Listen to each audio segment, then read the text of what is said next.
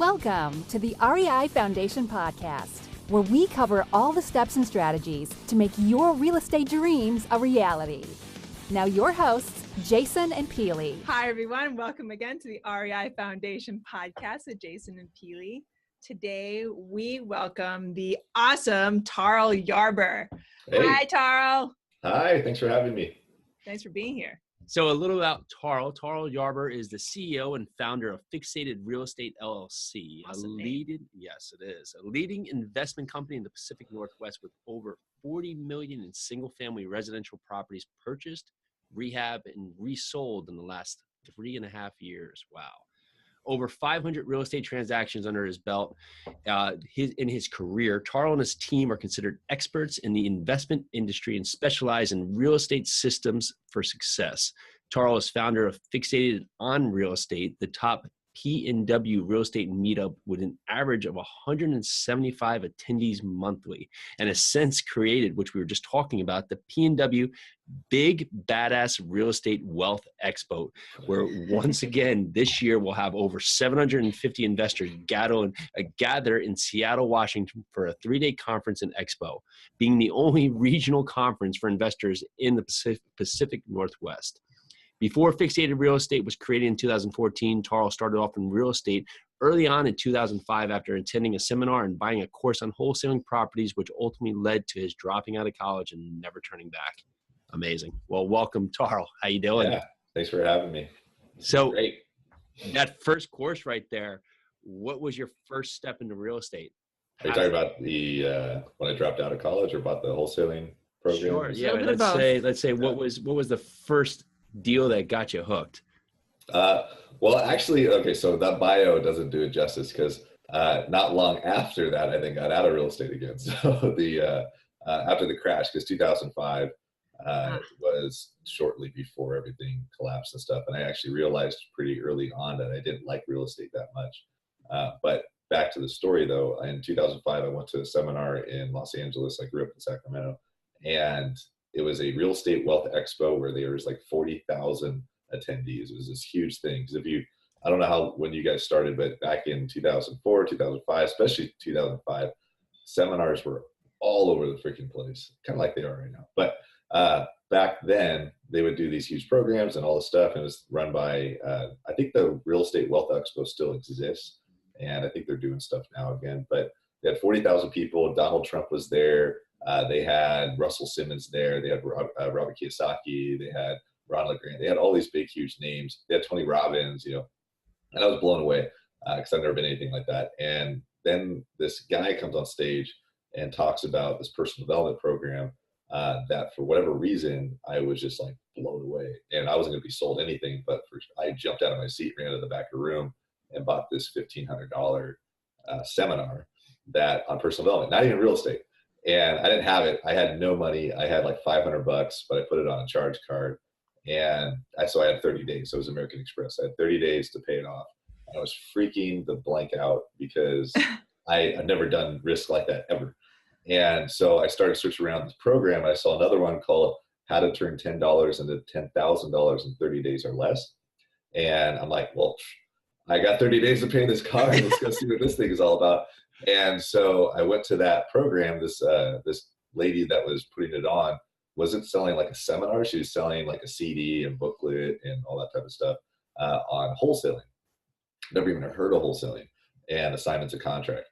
So, but she said that if you did it, you could turn a $10 earnest money deposit into a $10,000 assignment check. And I'm like, got $10. I need 10,000. So I'll spend the money on this thing and do what it says. And so I bought this wholesale seminar so that I could pay for the personal development seminar that I really wanted to go to.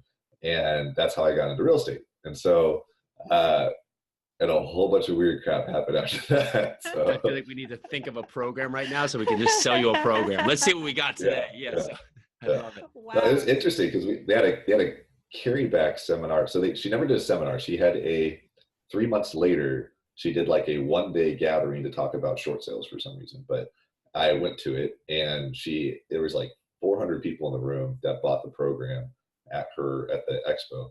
And she asked, like, how many people have actually gone out there and done your first deal yet, or have used the program? And I'm thinking, I'm super naive. I'm 20 years old. So I'm thinking like everybody in the room is doing something. And I raised my hand, and I'm looking around, and I start putting my hand back down because nobody else raised their hand. And it was at that moment I realized there's like so many people out there that buy these programs and don't do anything, or they like to be seminar junkies, or they want to learn everything first before they take action. And I never really understood any of that because I had bills to pay and I needed to do it. So, but I guess that's one thing that made me a little different. Was I was super naive about what you were supposed to do, that I just literally followed the program word for word. Well, the thing is, it wasn't even being naive. It was just your natural ability to take action. Whereas you have all these, what did you call them? Seminar junkies who just learn and learn and learn and learn, and they don't do anything about it. I mean, we're huge advocates for mentorship, and it sounds like you just jumped in and found a mentor. I found a program. She was not a mentor. That helped jumpstart your career. I mean, without that program, do you think you would be where you're at right now? No. And I think, but what was a higher impact for me was actually the personal development seminar, because that was what led me to taking risks and taking action and jumping out of my comfort zone. Awesome. It was that pivot. I don't know if everybody has those pivotal moments in their lives where they can totally like remember crystal clear that exact moment where like your entire world went 180 the other way. And that was me standing up, running to the back room and spending $1,500 on a personal development seminar. Was like an insane 180 of who I was and what I was on track for. Well, talk about the return on investment. Yeah. $1,500 to where you are now. Well, let's continue. So beyond that, how did you learn? Who helped you take steps to mentor you? So past the programs that you bought, do you have other mentorship? I would say that mentors outside of real estate have had far more effect on me than anybody in real estate. And the people I've met in real estate have all been great people, recently more so than ever. But prior to me getting to where I do with what I do with Fixated Real Estate now, prior to all of that stuff, I dropped out of college, and then I also did real estate for not that long. I only did it for about a year before I just decided to get out of it after 2005. And I did a couple deals, made a bunch of money on one, and then I just said, screw real estate, because I hated it. And I got into financial services, and I started becoming a financial broker. And at that point, I met a lot of very awesome mentors that helped me, guide me through business and life and all sorts of stuff. Like one guy, Bob Wolf, he's a senior vice president for a financial company that out of Sacramento. Actually, it's a national financial company, but his office is in Sacramento.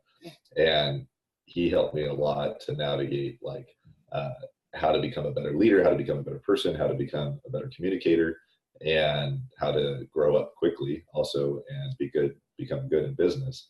And so he had a bigger impact on me than anybody ever in real estate. And even then, he became more of a drinking buddy than an actual mentor. But as I got older, but the bigger mentor indirectly became that seminar that I bought at age 20 from the personal development. I'm actually really good friends with that guy now that ran the program. And we were just in Disneyland with him 2, 3 weeks ago, and with him and his family and me and my wife. And so it's kind of interesting how we didn't become friends until 10 years later. And so I went to that seminar, went to his program for personal development. And it wasn't until almost literally a decade, I came back to another one of his programs. And then indirectly, him and I became friends. And we just, me, him and his wife, and my wife, we hang out quite regularly, actually, whenever we're traveling or going to see stuff. It's kind of interesting how that happened. But nice. And he's been an indirect and direct impact as far as mentorship is concerned. So what was the trigger, since you prefaced that you don't like real estate, to push you to get back into this space? I still don't like real estate. I just want to keep that simple. But real estate kind of stumbled back into my life in 2011. And I moved up to Seattle, Washington from Sacramento.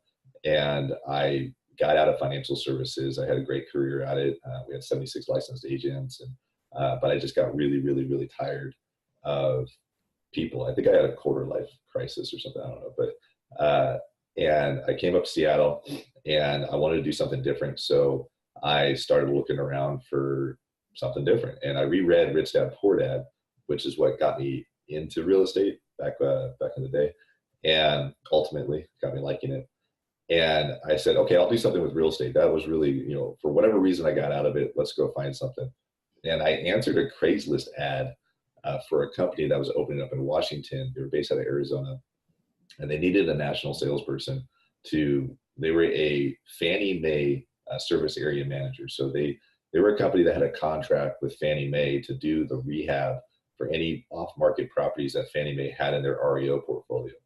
And so I knew nothing about that, but I knew how to talk and sell people all day. So they hired me on, but under one condition for me. I didn't want to be an employee, and because I never was, and I wanted to have an actual contract with them as an independent contractor, which later became a partnership.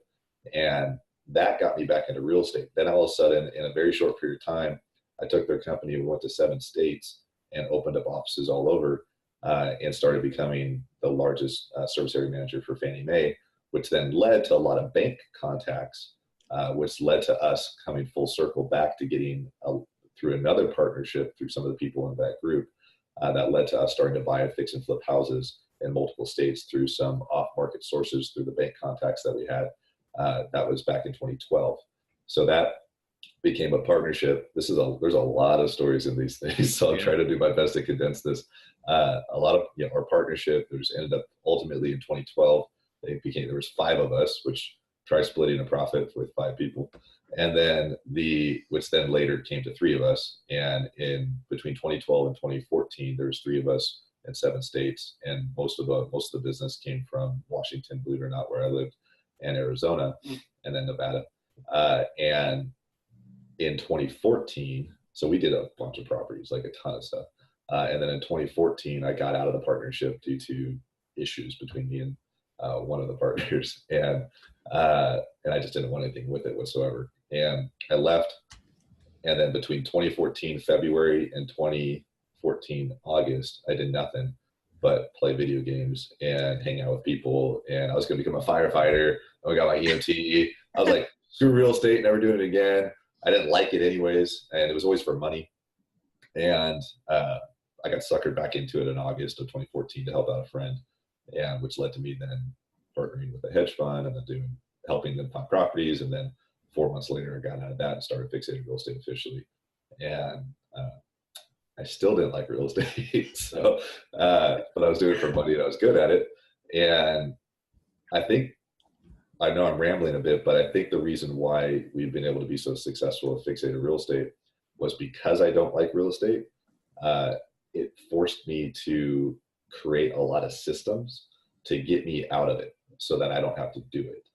And we have a lot of our business is designed to where I'm not that involved if I don't want to be, or to have that duplicatable process to where we don't have to think about it at all, because I hate thinking about most everything we have to do in the business. So why keep repeating it over and over and over again? Let's just create a process that we can just duplicate over and over and over again and have almost no hands-on on it at all. So. Well, I definitely want to talk about systems, but you've formed a lot of partnerships over the time, working with so many different aspects. Not anymore. Not anymore. But when you were doing it, for people that are possible partners, what do you see as red flags when going into a partnership? Don't have handshake deals. So I would say biggest thing is that contracts and joint ventures and operating agreements make friends stay friends. And it's a contract or a joint venture or operating agreement, it doesn't matter. It makes honest people stay honest. So a big thing, if you're a dishonest person, it doesn't matter. Like, you're going to find a way to get out of it. And a contract doesn't mean crap unless you want to enforce it in the court of law. And I mean, that's a headache in of its own. So the majority of contracts, even if there's a breach, majority of people don't even go to, they might like bow up and have an angry attorney write a letter to you or something, but to go into court is another whole process. So I would say your biggest thing is to make sure you're going into a partnership with somebody that you get along with and you're friends with, but at the same time, they bring something to the table. right? So a lot of people want to say, oh, we should do this together. We should become a business partnership. We should do this deal together. And because of that, we should own a company together. No, you can do a deal as a joint venture with somebody and not own a company together. And you could be a transactional based partnerships where it's just purely from the transaction side, unless they're bringing something like equally to the table, or if you're getting lucky and you're bringing the lesser amount, you're able to get yourself in there. That's another way to do it. Then there's really not a need for a partnership. I think too many people give away too much of their business just because they don't know how to hire somebody to do the same thing and figure that process out instead. But good contracts, good communication, it is pretty much a marriage. I mean, if you're not going to just sit there and marry somebody that you don't get along with, actually, that's not true. A lot of people do. But you're gonna have tax returns with this person. You're gonna all this stuff that's totally different. That if you don't think they have the same values and ethics and morals as you, then don't be in business with them. And maybe there's a way to outsource it, whatever it is that you need, through somebody else, or pay an employee, like what I ended up doing. So Nice. Amazing. Now, talking fast forward today, what if someone walks up to you, and asks you what you do, what's your elevator pitch? I snowboard, I scuba dive, I hang out with my friends. Good answer. Totally would rather do any of that stuff. And I mean, reality, I don't know. Actually, I don't even answer that question, to be honest with you. I say, because I don't want to talk about it. So I say I real estate invest, and we're more known for volume, fix and flip. And right now we do a lot of buy and holds, but it's not, I guess I don't go to a lot of places where I do that. So Sure. I just expect people to know who I am. So. Yeah. And if we talk about your business today, yeah, and we've prefaced a lot about systems, let's talk a little bit about hiring, and instead of why you hire now instead of partnerships we've gotten. But what's your first hire, and what if someone has no system, they're out there winging it today, how could they take the step to actually create a business and stop working in it? I think, okay, so there's a few things you said there, and you went from hiring to creating systems. So would you want me to focus more on the hiring part or the systems part? Let's start with first hire and then move into systems. Okay, fair enough. So my first hire that I had in Fixated Real Estate, when I was fully on my own, that's different than our hires when we had partnerships. And the first hire that I brought on was Serena Norris, and she's right now for technically our operations manager. And she started out as an assistant. And so I met her at a wedding, and where her cousin is really good friends with my wife and I, and she was getting married. I was looking for an assistant. I needed one badly. I had at that time probably 18 projects going on, and I was by myself, and I needed somebody to help out. And that person needed to do all the stuff I didn't like to do, which was the filing system side of it, the keeping things organized on the back end, communicating with the contractors, the finishes, writing those emails, making sure that we're taking somebody's QCing and driving these properties and coordinating with the quality control and the photos that are involved with that. So basically doing the office administrative stuff that I just didn't have time to sit down and do all the time. And then that also led to accountability to make sure that we're not missing anything.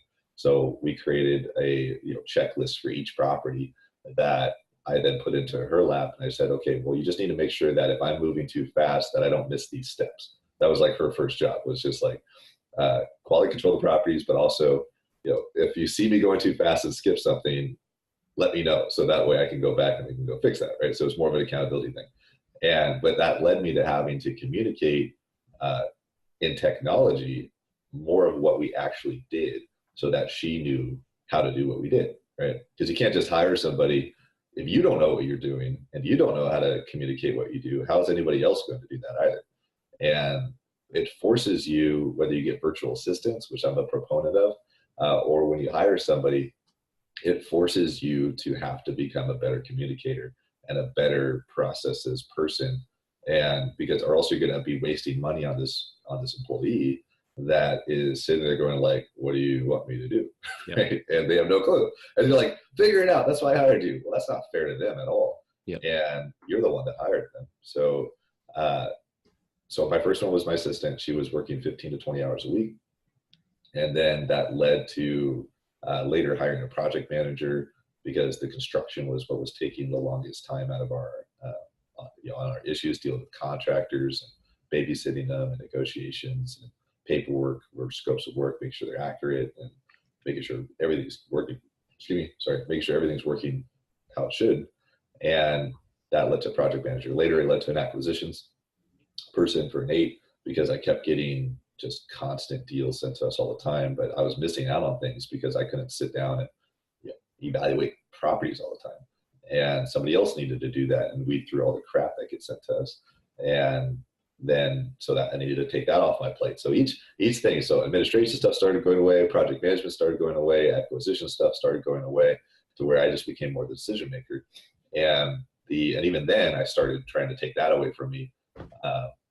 But through all that time, there would be a process. Like there would be, okay, this is how we use Dropbox. This is how we use Basecamp, which we used Basecamp for a long time. Now we use things called like Smart Sheets. And now we got out of Basecamp and we use Asana, ASANA. And we use Dropbox like crazy. That's our biggest tool that we use all the time. And even then this is how we set up a property. So when Nate, our acquisitions guy, has a property sent to us, he knows before I even know about it, he has to collect specific data for it, right? And it's a process. It goes into an actual or Dropbox file in a specific way. It goes into Asana in a specific way. So that way, if it's been cleared out and it's something that I should look at, I can just open up everything and I'll have everything there. And it's all in a time sequence that it took a while to get to this point. It was not overnight by any means. Yeah, a lot of trial and error, a lot of bullcrap screw ups on our part, a lot of opportunities missed, and a lot of just headaches at times.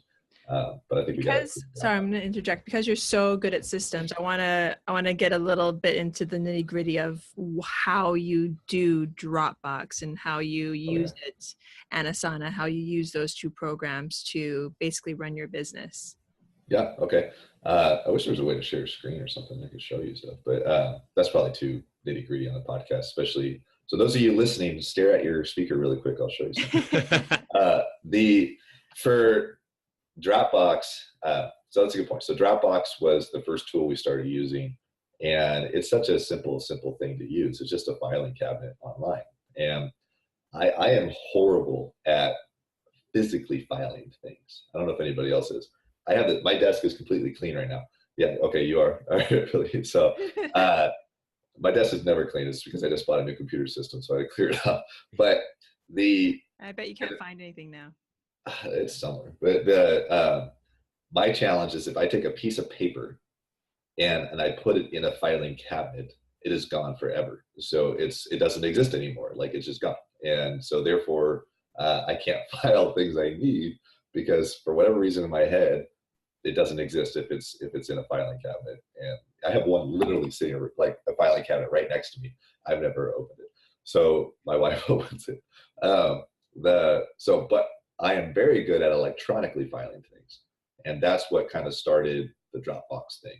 I needed a place to put our properties. So when you have one house, I see this all the time. People take their phones, right? And I say, hey, show me photos of your house, of the before photos. And they're like, okay, cool. They open the gallery on their phone, right? And they start scrolling. When was I there last? And they go all the way down. Oh, okay. Oh, wait, no, that's not it. And they're trying to just figure out, show them property photos. I'm like, how do you run a business that way? So for whatever reason, for me, I didn't want to do that. I also didn't want to take up space on my phone. So the very first thing we started doing was pictures. That was it. So I just opened up 123 Main Street, make a folder, and I had made a folder called Rehab Pictures, and I made a folder called Before Pictures. That simple. And it made sense to me. And when we did the before photos, I just took photos of the house, and it was always a pain in the butt for me where I wouldn't take enough photos, and then I'd go back home because our properties aren't close to where I've ever lived. And I'd go back, or we actually had, let me back up. We had properties out of state. So this is actually where it ultimately started. I'm not going to fly out to Arizona or Florida or wherever to go look at a property. That's not going to work that way on a single family fix and flip that you're making 10, 15 grand on. The flight and hotels, there it all goes, right? So we had to force people to take lots of photos and put them in a Dropbox file. I forgot. That's how we used to do it.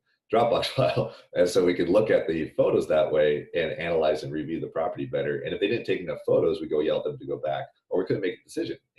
Or we send our realtors locally to go do it for us. That carried back over to when I got back on my own in Fixated.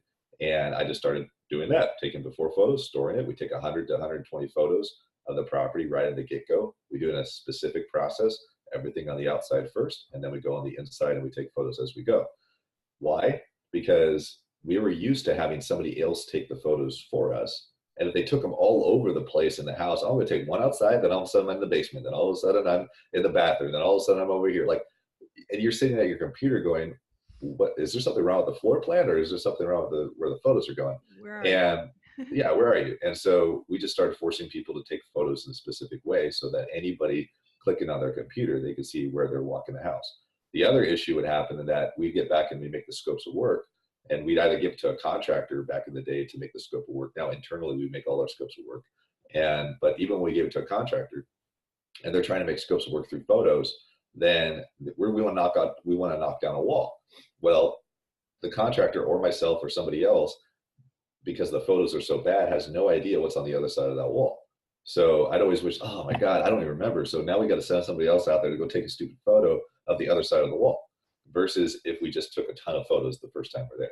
So something that simple is it changes your business, in my opinion, because then you could just be there one time for 30 minutes, have somebody else or yourself take a ton of photos of the entire property. They'll never have to go back again if you don't want to, or have somebody else do it. If you're a wholesaler listening to this, or an assignment contract person, whatever you want to call yourself, if you send me a property with 6 photos, I'm gonna say, great, when can I get access?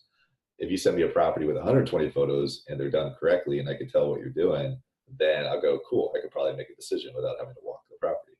And so did that. Now, Dropbox then with the rehab pics was, hey, every time we're at the house or somebody else is at the house, it started with our realtors doing it, take photos for us and upload them into Dropbox and just put a date on it, right? So it'd be, today's the 15th of March. I don't know when you guys air this, but we'd say, okay, March 15th, 2018, drywall, right? That would just be the label. And then all the photos go in there. That simple thing has saved us so much money over the years, because we've been able to go back when a contractor dispute would happen and the contractor would be like, I didn't do that. Well, we have photos. So there was nothing wrong before you showed up. Now there's something wrong, right? And the water heater was there that day, now it's not there. And so, or we have drywall damage, or an electrician comes in and say, oh no, I didn't leave any of that garbage, or I didn't cut that drywall out. And be like, you're the only one that's been at that property in the last 2 days. So who else magically cut all the drywall out to put in all the wire? Oh, there's wiring there too. So that's a bad example, because of course electricians are going to cut wire. No, but it's magical. If you have all your rough mechanicals in there and you find that the sheetrockers are just flying through and they cover up, outlets or anything, that's helped us so much. Where sheetrock's done and the electrician comes to trim out, they're like, we're missing an outlet. We're like, God. And we'd have the electrician sit there starting to try to cut to find that. We're like, hold on, we got photos, and then we say it's right there. Or we've had also litigation issues where we've had challenges where we have one really bad one where we show up to a house and the entire thing was a week and a half earlier than that. It was already sheetrock, the cabinets were installed, we're near finished with the project. We show up a week and a half later, the whole house is gutted and the drywall is taken down to the studs, right? Completely. And you're talking, how the hell does that happen?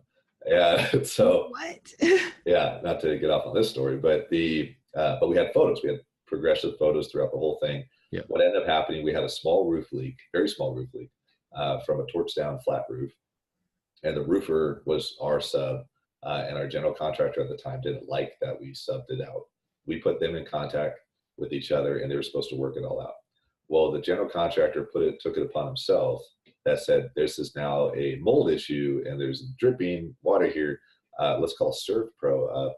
And he then had them mitigate the house, which meant remove everything out of the house, down to the studs.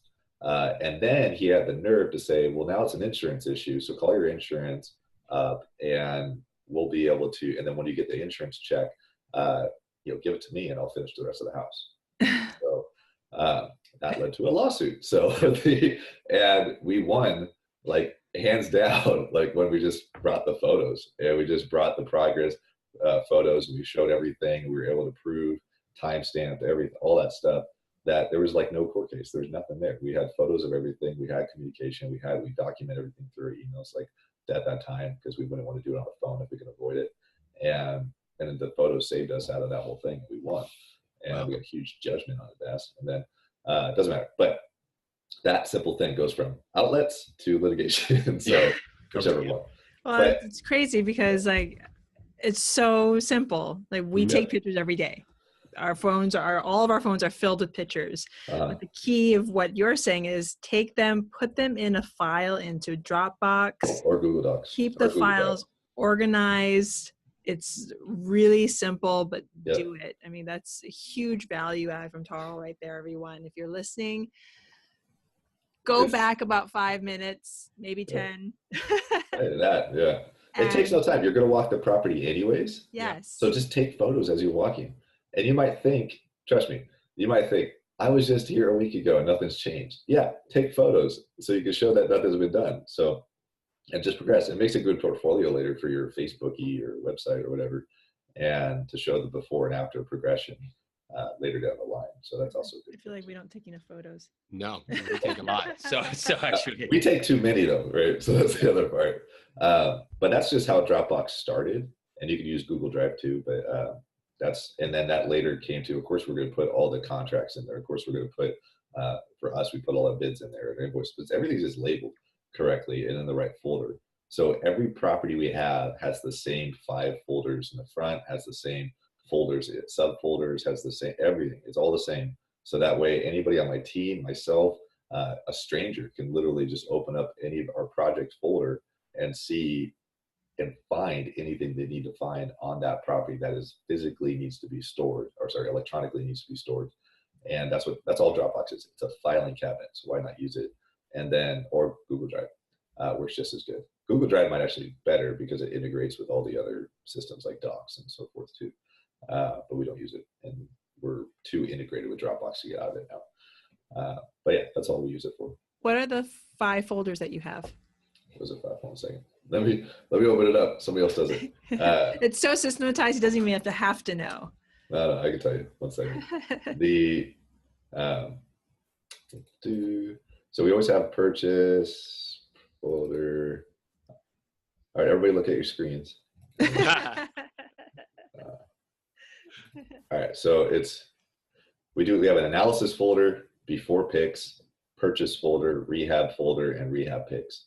And we keep them on that surface. So we could put like rehab picks in the rehab folder, but we use the rehab picks folder way more than the rehab folder. So we just have that on the surface. And so the analysis folder has everything that we had on the property prior to wanting to buy it. So inside like analysis is going to be like our comps are going to be in there, our P&L is going to be in there.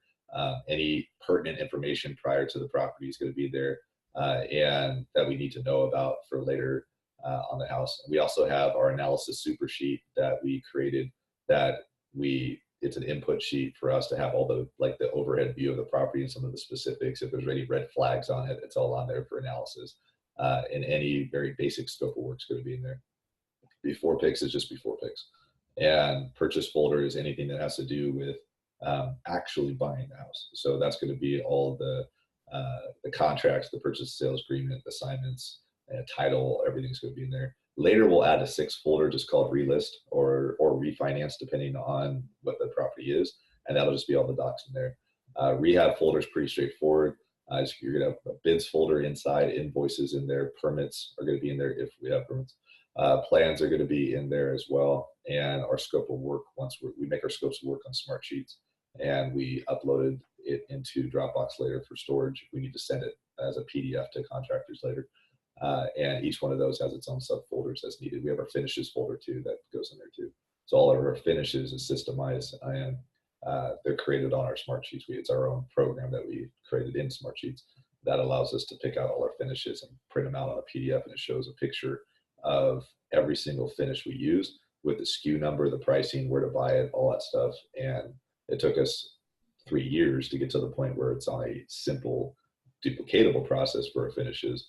when we used to just store a bunch of photos of cool stuff that we like in our houses and then send that to the contractor with a big email explaining it.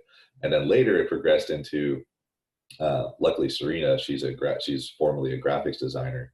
So she got really good she hated me telling her to say, hey, take all the photos out of that Dropbox file and put them in an email and send it to the contractor so they know what we want in the house. She hated that. So she got her Illustrator out and put them into a PDF and started labeling them on a PDF. And it became a 3 or 4 page PDF with pictures and saying, this is a doorknob and this is where you buy it, right? And so she started doing that. And that was cool. Everybody loved that. But it wasn't duplicatable because she was the only one that could do it. And later, that's how we developed it through Smart Sheets, to where anybody can just go click, click, click, click down the line and pick the finishes they want for the house that we have, which we have templates for each type of style of house that we do. And that's just a matter of like, what paint color do you want and what tile are you going to use, but it's all there. We don't need to go pick it again. And then we print it out, give it to the contractor, make them sign it. And so all that stuff is, I could go down the line, guys. So It's super helpful because we've talked about systems before, but it's also, we've never deep dived into it because people are like, I got to get systems. I got to get these systems going. Yeah. So there's systems that we have to do. Yeah. Okay. What are the systems? Yep. I appreciate you going through step by step. I'm like thinking, okay, how can I turn this into a spreadsheet that I can share to people so when they listen to this podcast, they can follow the spreadsheet? Well, let's okay. I don't want to go too complicated because for me, I can sit there and go like, oh yeah, let's talk about Smart Sheets and how I created that. That's not applicable to 99.9% of the people because they're like, what the hell is Smart Sheet, for one? And then two, how do you create it? So I think that would be a more applicable way to start out. Like, so if we go down to the base level, Dropbox, anybody can do, right? Hands down, just start filing your stuff correctly and taking photos. That is the easiest thing. If you can't do that, then you're lazy. So, or you just don't care about your business and it's a hobby for you, and that's fine. So there's a lot of people that run their business like a hobby and they regret it later in life. So stop doing that. The other part of it is that if you're looking at like finishes is a very simple thing that I think people overcomplicate way too much. One, you don't need to pick your finishes out. Stop falling in love with your house. And it's a business, it's a commodity. Let somebody else that knows what they're doing deal with that. So my system for a long time, which we don't do anymore, was I would take the realtor. So who's the listing agent? If they are going to list the house, they better be involved in the development of that property because they're the one that needs to sell it. It's not a free listing. I'm not just, my agent, I just call him up and he gets a listing. They're all excited about it. Like, no, you're going to list the house. You're showing up day one and you're going to be involved in this thing. And the market, the area, what houses should be to get the best ARV because after repair value, because you're involved in it. I can't pull it. You got the MLS. Go show me the houses that I need to make this house look like, right? And then tell me what colors to pick because I'm partially colorblind, so I can't pick that crap out. And I hate going to Home Depot and looking at. I love Home Depot. Sorry, I hate going to Home Depot picking out like finishes. I like going to Home Depot picking wood and so on. So why not have your realtor get involved with that stuff? Right? Why not put their money where their mouth is? If they say that they can sell the house for $450,000, if you do the house this way, get that in writing. That's what I do on email, or used to. And they say, okay, you're telling me if I take this really crappy house and I do these finishes that you're suggesting, you want me to tile the master bath, you want me to put this type of carpet down, you want me to paint the house this way, you need me to reside the house and put new windows in it and all that type of stuff, that it will sell for $450. And they go, yes, great. Can you write that out in an email for me and bullet point what I need to do? Because that's how you're going to get the listing. And so that's how we used to do it all the time. And then I would have the contractor and the realtor literally go meet at the house. And I'd have the realtor explain to the contractor what they wanted done. Now, that can get carried away. So you got to watch out for that stuff. That's another conversation.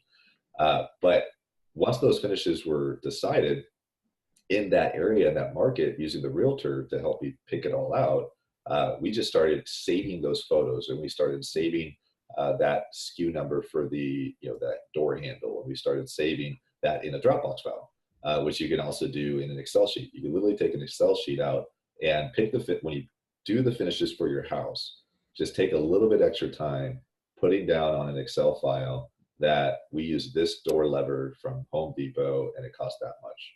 We use that tile from, Lowe's and it costs that much, and have a picture of it. The picture could be after it's installed, right? It doesn't need to be at the store. That way later, you can just not even think about it. You can just say like a style house. Like we used to have only two styles: brown house, gray house. Those were our two packets, right? Brown house was our lower end, gray house was our higher end. And we didn't do high end, we did mid end back in the day when we first started doing this. And so if it was a gray house, we had a folder that said gray tones, and that was it. And in the gray tones folder had all of the doorknobs, it had the paint, it had the Sherwin-Williams number for the paint codes that we liked.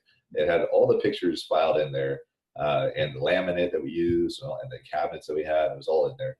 And we had a little Excel file that had that, and we just copy and paste that onto an email, send that to the contractor. Brown house, same thing. And that was our lower end stuff.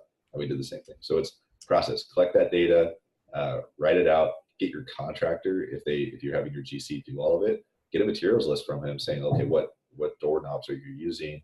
What tile are you using, right?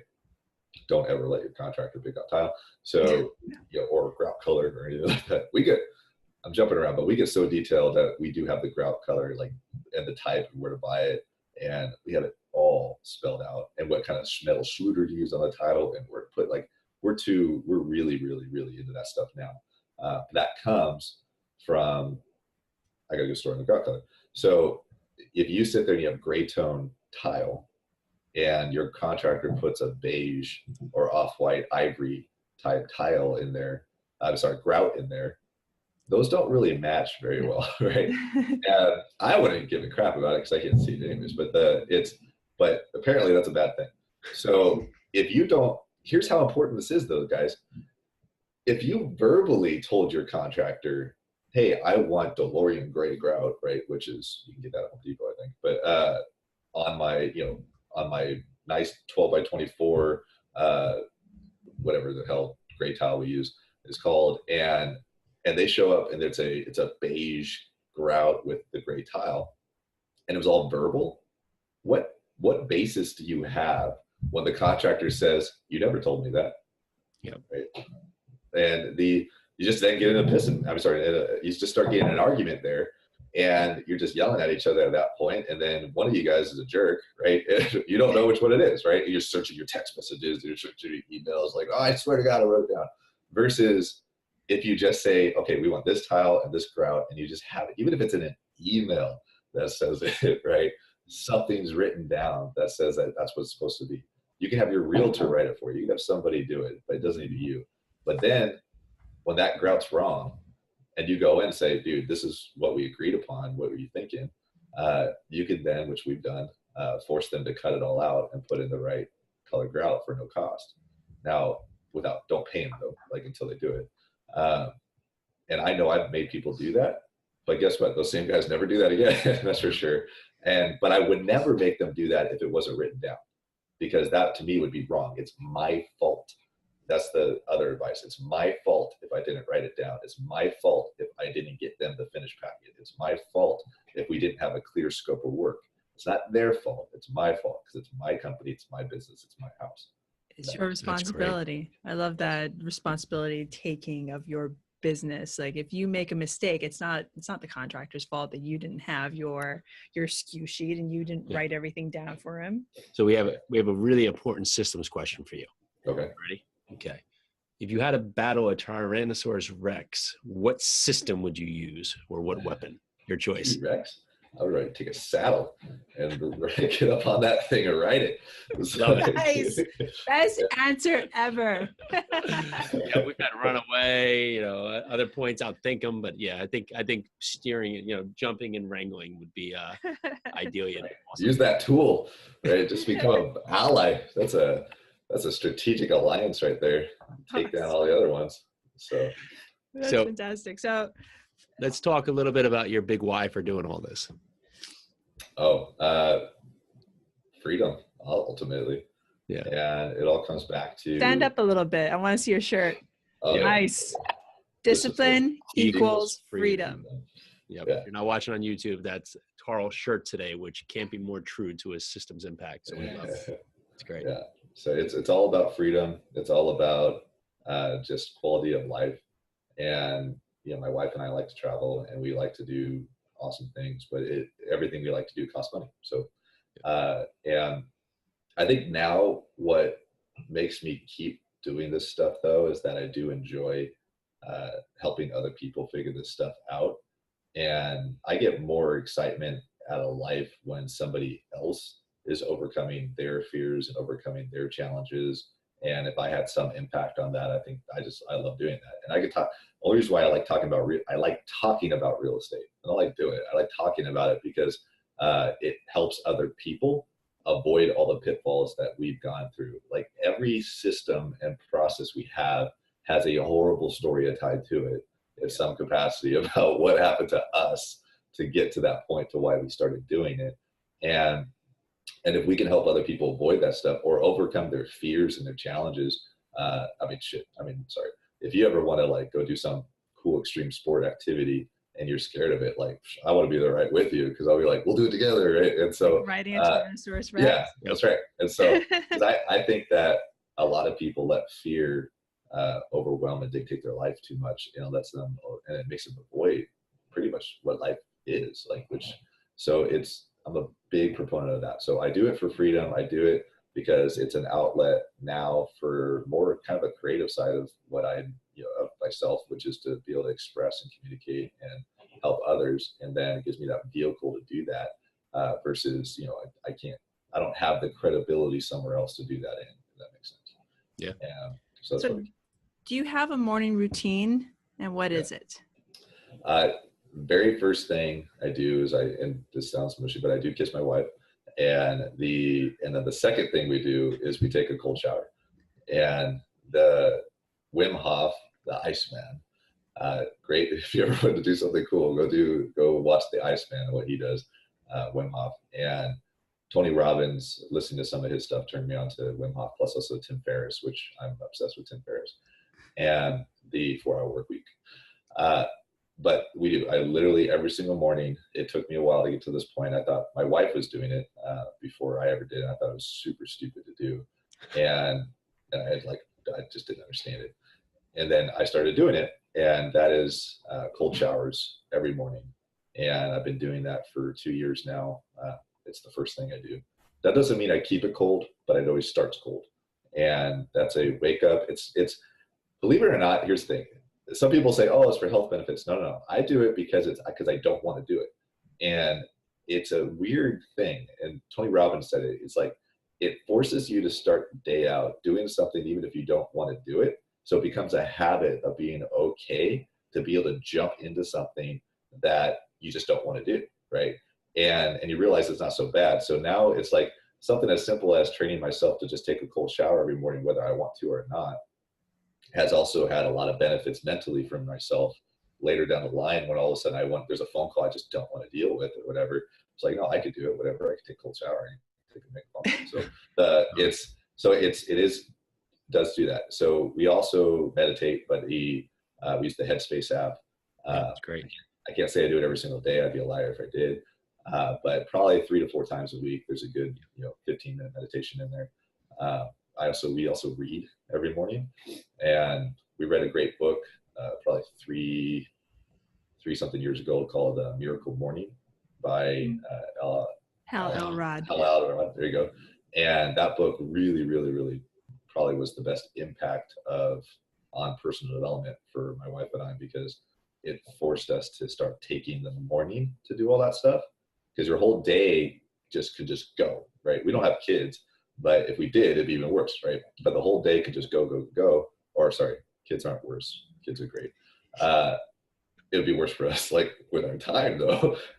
And so later down the line, you sit there, it's 7, 8, 9, 10 o'clock, and maybe you haven't taken any time for yourself. So the whole key is we take the first hour of every day, if not sometimes more. We wake up early, we do the cold shower, then we meditate, we drink coffee, we have no electronics at all. And no phone, no anything. And we read, or we work out, or we do whatever we want during that time period for ourselves. And that's I feel it when we don't do that. I get more anxiety, I get higher stress levels and I realize, wait, I didn't take my time this morning, and no wonder I feel like all freaking weird the rest of the day. So it is very, very important to us to do that. That's great. Yeah, that's a complete mirror image of Jason and I. If Yep. we don't do our miracle morning, if we don't do we call them exercises to our kids. If we don't do our exercises, my day's shot. Well, not shot, but it's just not. It's hard to not rebound 100%. exactly to where you wanted to start with, right? So, Yeah. And everybody's different. Our buddy, I don't know if your listeners know Jay Scott. Yep. Yes. You know Jay Scott? He Yeah. was on, I think, About a month ago? about a month ago. Yeah. So More. I'll check on the episode and put it in the show notes. Yeah. Yeah. So Jay, I mean, he's become a good friend, and love that guy. But he had, when I was telling him about that, what we do, like his thing isn't that, but his thing is his kids. Actually, it's kind of interesting where he goes.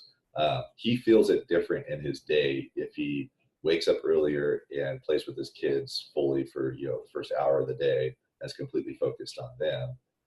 And he feels like his stress level and everything else is totally like a lot lower throughout the day because he took that time. He's not thinking about business. He's not thinking about tech. He's not thinking about anything else that he's doing.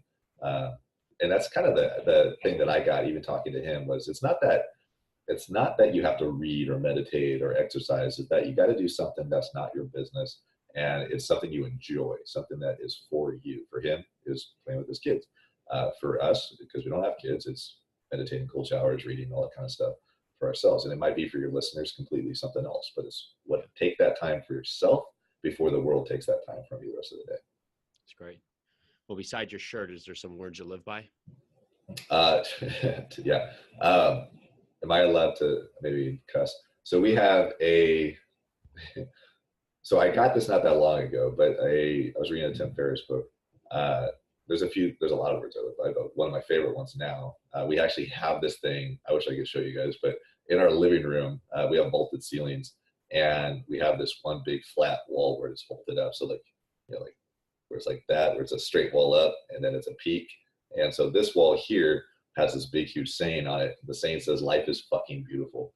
And so you can bleep that out if you want. But so that's a big thing for us right now is, take the moments to look at now, be in the present as much as possible, and just really appreciate that life is beautiful around you. And that I use that F word in there because it's a lot more like impactful, and it's a lot more, it's I don't know, it's more badass to me too. But I think that a big part of people's lives just keep going by them and by them and by them and by them. Like they don't, for lack of a better word, stop and smell the roses, I guess, and see that there's a lot of awesome things around you now.